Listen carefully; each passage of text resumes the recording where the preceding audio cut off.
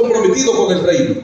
Y el problema es que muchos nos han mal enseñado o nos han mal formado con la vida cristiana. Y a veces respondemos a esto cuando se trata de mí, cuando se trata de mi familia, cuando se trata de los míos, cuando se trata del anillo que tengo, del amiguito que tengo. No, la vida de compromiso no depende si es de los míos, si es de mi grupo, depende que trate de Cristo. Y si trata de Cristo, trata de mí, trata de mi gente y trata de todo el que me rodea, porque Cristo es el centro de su iglesia. Entendido esto del concepto de compromiso, observamos el segundo concepto. Estamos hablando de comprometido con la oración. La oración es una arma muy poderosa para el creyente. ¿Para quién es una arma poderosa? Yo pregunto, ¿tienes tú esa arma? Hay dos gente aquí que la tiene, pastor. Aquí todo el mundo tiene que tener esa arma de la oración. Y si no sabe orar, creo que estamos a tiempo para aprender a orar. De hecho, Jesús cuestionó a su gente y le dijo: ustedes no reciben porque piden mal, no saben orar. Orar no es pedir cosas, orar no es mendigar cosas. Yo hablé de compromiso, y cuando tengo compromiso hago un hábito de eso. Jesús no oraba porque tenía una necesidad. Jesús oraba, bueno, tenía necesidad de hablar con el Padre, pero no una necesidad fisiológica, no una necesidad de alimento, no una necesidad de un milagro. Él oraba porque tenía el compromiso de estar conectado con Dios. Yo pregunto, ¿por qué tú estás orando? ¿Porque tienes tu hija enferma? Bueno, en mi caso, hoy tengo mi niña ingresada, pues estoy aquí dando la palabra. Yo pregunto, ¿por qué tú estás orando? ¿Porque te duele un lado? ¿Por qué estás orando? ¿Porque necesita un milagro? ¿Por qué está orando? Porque necesita la respuesta de parte de Dios. Todas esas cosas son importantes para orar y pueden ser motivos de oración, pero no debe ser lo único. Cuando estoy comprometido con la oración, no tengo que esperar tener una necesidad para orar. He aprendido que es una arma poderosísima para el creyente. Cuando entiendo esto, oro sin importar si tengo necesidad o no tenga. Es que tengo deseo de comunicarme con mi Padre. Debemos comprometernos con la oración, porque la oración es el alimento de nuestro espíritu y fortalece nuestra relación con Dios. El problema ha sido que nosotros consumimos muchos nutrientes comunes. Nosotros alimentamos demasiado la carne, y lo digo por mí porque a mí me gusta, me fascina comer. Yo amo comer, almorzar temprano, desayunar temprano. De que yo me levanto tengo hambre. Ese es mi problema, ¿verdad? No sé si es así, porque hay gente que come y dice que hay que ganar la comida después y después que trabaja. Yo no. De si me levanté, yo quiero comer para luego producir. Es mi caso. Pero mire, a veces nosotros nos preocupamos por alimentar este caparazón, este cuerpo, y luego nos olvidamos que también necesitamos alimentar nuestro espíritu. El ser humano es un ser integral, no es en parte. Tenemos que verlo como un todo. Y hay una parte espiritual que no se puede alimentar con herramientas carnales. Necesito espacio para orar. Necesito espacio para buscar a Dios. Necesito espacio para apartarme con Dios. Necesito espacio para decirle: Señor, aquí estoy rendido ante tu altar. Quizás no te voy a pedir nada, no voy a querer nada, no voy a necesitar un milagro. Solo quiero hablar contigo, solo quiero sentir tu abrazo, solo quiero sentir tu favor sobre mí, solo quiero sentir tu gracia sobre mí. Y vengo a rendirte adoración, vengo a enamorarme de ti, vengo a postrarme ante ti. Cuando aprendemos eso, nuestra vida recibe una energía, una potencia poderosa para echar fuera demonios, una potencia poderosa para sanar enfermos, una potencia poderosa para hablarle a las enfermedades, y las enfermedades tienen que irse. ¿Por qué? Porque yo vivo una vida consagrada a Dios en oración. Por ende debemos comprometernos con ella. En la oración hay poder, y por medio de ella Dios puede cambiar las circunstancias o situaciones adversas, no solo a favor de nosotros, sino a favor de los que nos rodean. ¿Qué hay en la oración? Digan conmigo: en la oración hay poder. No, Dios mío, en la oración hay poder. Ayúdame a predicar, Dios. Aquí el que más años tiene boca buena. ¿Hay poder o no hay poder en la oración? Hay poder. Martín Lutero dijo en una ocasión: tengo tantas cosas que hacer que necesito orar más. Pero porque él entendía que hay poder en la oración. Un tipo ocupado. Óigame, traducir de la Biblia al alemán es un asunto poderoso. Confrontar a un grupo de la élite en ese momento y desafiarlo a defender sus 95 tesis era un asunto muy cuesta arriba. Y él decía: aunque tengo muchos compromisos, también tengo la necesidad de buscar a Dios, porque él entendía que hay poder en la oración. Cuando la iglesia entiende eso, no se limita al culto del domingo, no se limita al culto del jueves o al culto del martes, no sé, los días que los den, sino que tiene vida devocional. Y me llamó la atención, yo tengo ese valor, estoy aprendiendo de Rosso, vida devocional. Hay evangélicos que no tienen vida devocional. Vida devocional no es venir el domingo al culto, señores. Vida devocional no es venir a este culto de oración. Vida devocional implica que yo tengo una relación estrecha con mi Padre, que yo hablo con Él en la mañana, al mediodía, al otro día, todo el tiempo, permanentemente. Estoy en el trabajo, estoy en conexión con el Padre, estoy en oración con el Padre. Usted dirá: ¿y qué tiene que ver esto con el poder de la oración? Bueno, lo que pasa es que el poder no fluye si yo no dedico espacio ni tiempo para ello. Ay, yo quiero que el milagro suceda, que los enfermos se sanen, que los demonios salgan o que los endemoniados sean libres, pero yo no oro, solamente oro para que eso suceda. Cuando veo la vida de Jesús, me doy cuenta que Él duraba más tiempo orando, más tiempo a solas, que echando fuera un demonio. Por eso cuando venía donde los endemoniados no cuestionaba mucho, simplemente le decía: sé libre. Cuando venía donde estaban los enfermos, sé sano. Dios puede cambiar las circunstancias o situaciones adversas, no solo a favor de nosotros, sino a favor de los que nos rodean. ¿Qué hay en la oración? Diga conmigo: en la oración hay poder. No, Dios mío, en la oración hay poder. Ayúdame a predicar, por Dios. Aquí el que más años tiene boca buena todavía. ¿Hay poder o no hay poder en la oración? ¡Hay poder! Martín Lutero dijo en una ocasión: tengo tantas cosas que hacer que necesito orar más. Pero porque él entendía que hay poder en la oración. Un tipo ocupado. Óigame, traducir de la Biblia al alemán es un asunto poderoso. Confrontar a un grupo de la élite en ese momento y desafiarlo a defender sus 95 tesis era un asunto muy cuesta arriba. Y él decía: aunque tengo muchos compromisos, también tengo la necesidad de buscar a Dios, porque él entendía que hay poder en la oración. Amén. Cuando la iglesia entiende eso, no se limita al culto del domingo, no se limita al culto del jueves o al culto del martes, no sé, los días que los den, sino que tiene vida devocional. Y me llamó la atención, yo tengo ese valor, estoy aprendiendo de Rosso, vida devocional. Hay evangélicos que no tienen vida devocional. Vida devocional no es venir el domingo al culto, señores. Vida devocional no es venir a este culto de oración. Vida devocional implica que yo tengo una relación estrecha con mi Padre, que yo hablo con Él en la mañana, al mediodía, al otro día, todo el tiempo, permanentemente. Estoy en el trabajo, estoy en conexión con el Padre, estoy en oración con el Padre. Usted dirá: ¿y qué tiene que ver esto con el poder de la oración? Bueno, lo que pasa es que el poder no fluye si yo no dedico espacio ni tiempo para ello. Ay, yo quiero que el milagro suceda, que los enfermos se sanen, que los demonios salgan o que los endemoniados sean libres, pero yo no oro, solamente oro para que eso suceda. Cuando veo la vida de Jesús, me doy cuenta que Él duraba más tiempo orando, más tiempo a solas, que echando fuera un demonio.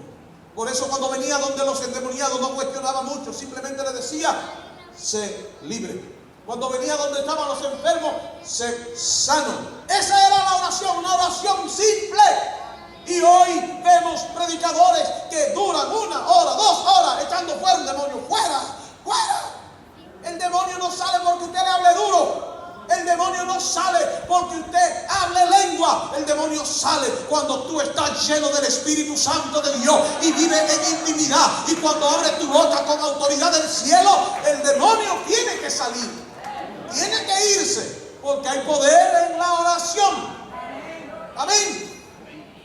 Volvamos a retomar esa vida de oración. La oración es una expresión clave de la fe y de un recurso poderoso que Dios ha dado a su pueblo. El problema es que nosotros no lo usamos.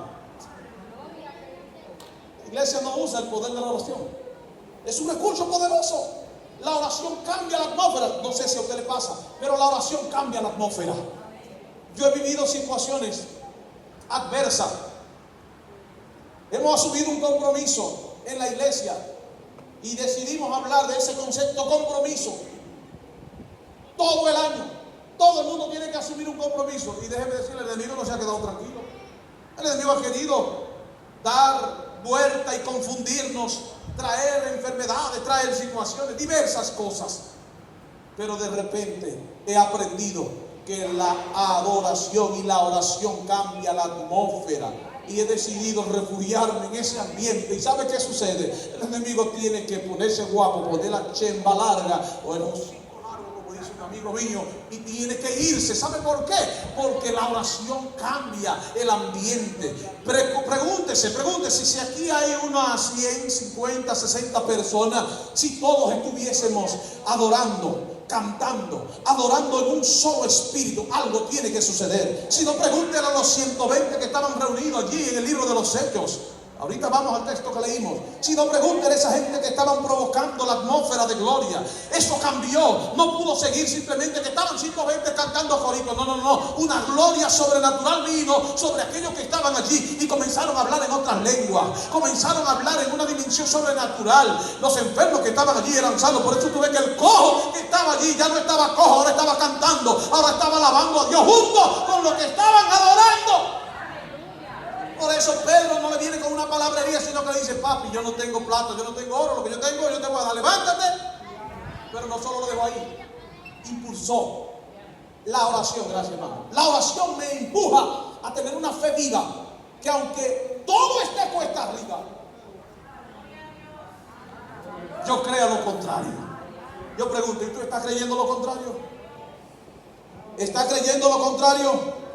Está creyendo lo contrario, aunque digan lo que digan, aunque el sistema esté cuesta arriba. Aleluya. Si en medio del sufrimiento nos enfocamos en la oración continua y en dar gracias a Dios y gloria a Dios, entonces toda la preocupación y ansiedad tiene que desaparecer. La Biblia dice: yo no he visto justo desamparado ni su simiente que mendiga pan. Yo tampoco he visto un hombre metido en Dios que Dios lo deje en vergüenza. Yo no lo he visto. Pregúntele a Daniel, pregúntele a Sadrach, Mesach, Abednego, Ananías, Misael y Azarías. Pregúntele a esa gente. Pregúntele a Jeremías, que aunque lloró como un muchacho, pero cuando estaba metido en Dios, la atmósfera tuvo que cambiar, todo fue diferente. Pablo exhorta a la oración continua. Hay varios pasajes, pero yo dije un compromiso y el varón tiene un cronómetro puesto. Hay varios pasajes que nosotros debemos observar para entender esto. Y quiero entrar entonces en materia en el texto que nosotros hemos leído. A propósito del texto que vimos, dije en el principio que la iglesia estaba haciendo ¿qué? No, Dios, ayúdeme. ¿Qué estaba haciendo la iglesia? Orando. No era tasteando un teléfono. No estoy en contra de la tecnología, De hecho, la estoy usando ahora mismo. No era viendo Netflix. Estaba orando. Y habla específicamente la iglesia. Estaba orando. ¿Y por quién estaba orando la iglesia en el libro de Hechos? La Biblia registra que estaba orando por Pedro. Pedro tenía la responsabilidad de predicar ¿qué? El evangelio. Y por predicar el evangelio se levantaron aquella élite, lo apresaron, lo metieron en el cepo, lo más profundo, lo encadenaron. La Biblia registra 4 grupos de 4.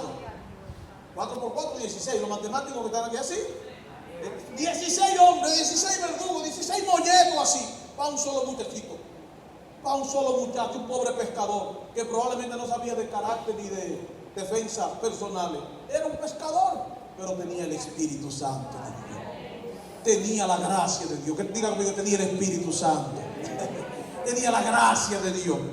Por ende no iban con 2, no iban con 3. 16 tipos le metieron ahí.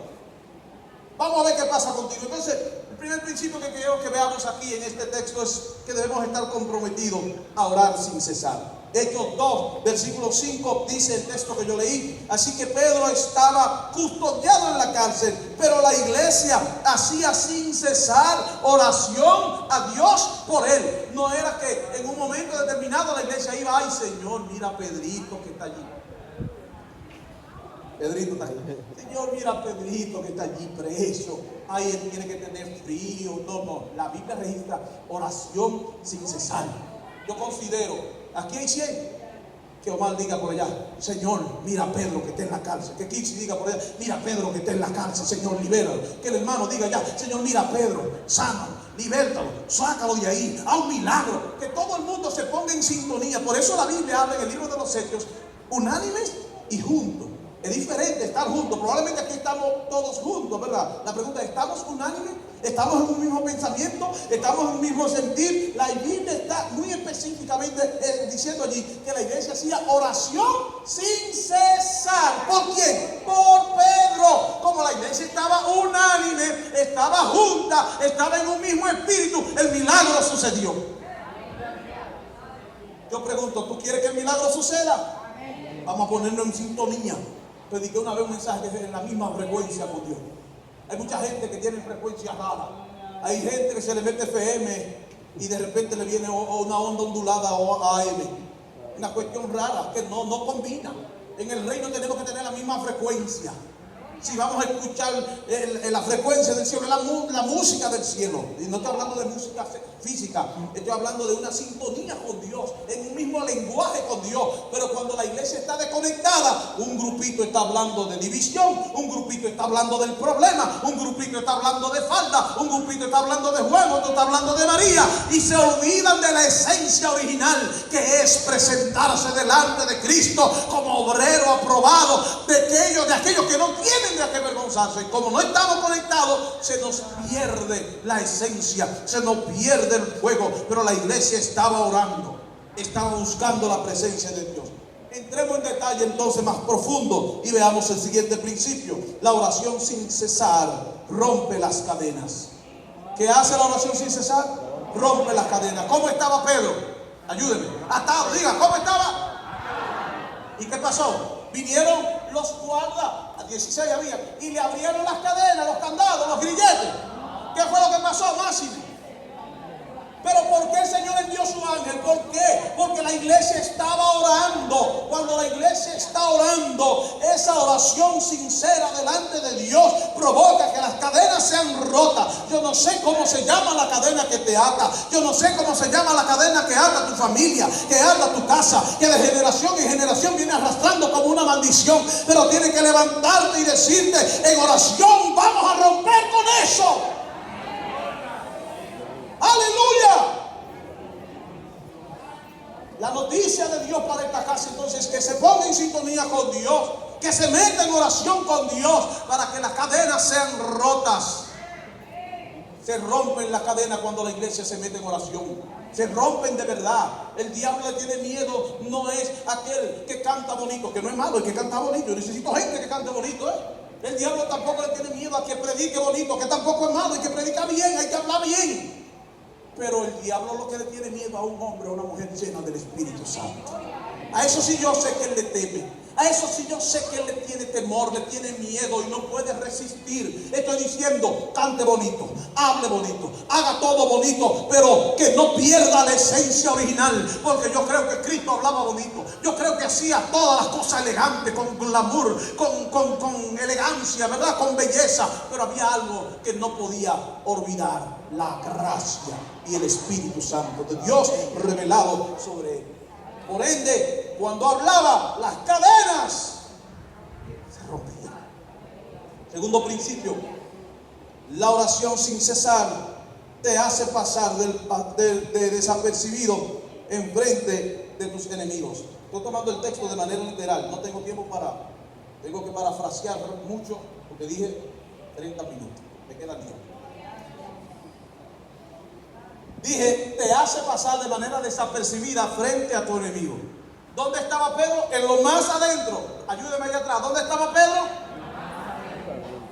Preso, amarrado, encadenado.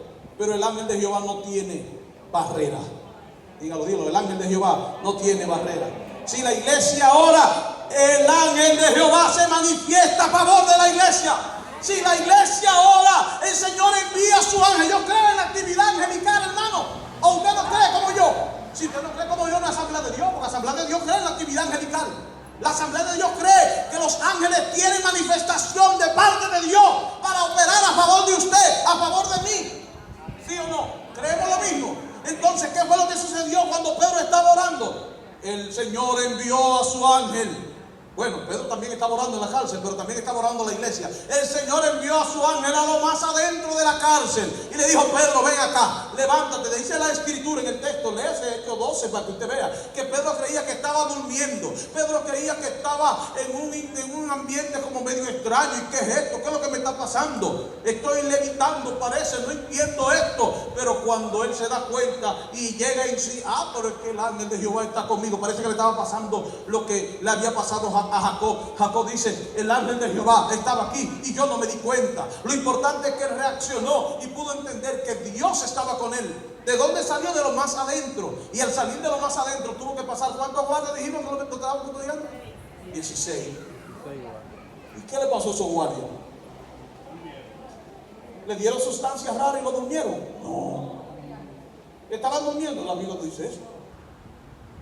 Lo que la Biblia dice es que el ángel de Jehová se metió y lo sacó. Abrió la puerta de par y lo sacó. No importa donde te metas o donde estés ahora mismo, si clamas a Dios, Él te saca de tu situación en la que estás y te hace pasar de manera desapercibida. Si alguien quiso dañarte, si alguien quiso hacerte daño, si te conecta con Dios y le clamas a Él, Él te va a sacar de esa situación. Él, no yo, Él. Aleluya.